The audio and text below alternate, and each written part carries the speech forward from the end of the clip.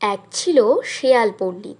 সে আখ খেতে খুব ভালোবাসে, তাই সে রোজ আখ জমিতে আখ খেতে যেত। একদিন শেয়াল পণ্ডিত আখের জমিতে ঢুকে একটি ভীমরুলের চাক দেখতে পেল।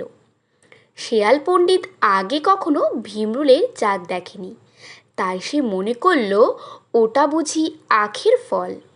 ভীমরুলের চাক দেখে শিয়াল পণ্ডিত বলল, আহা, আখের কি চমৎকার ফল!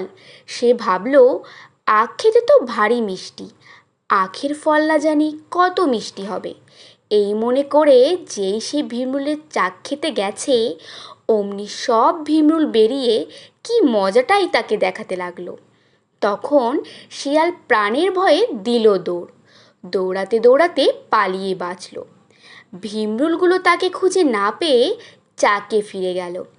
শিয়াল ভাবল, জমিতে তো রোজই যাই, তাতে কিছু হয় না, ফল খেতে গিয়েই আমার বিপদ হলো।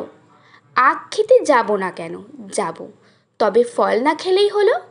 দুদিন পর যখন ব্যথা একটু কমে এলো, তখন শিয়াল পণ্ডিত ভাবল, ওই ফলটার ভেতর পোকা ছিল, তারাই আমাকে কামড়েছে।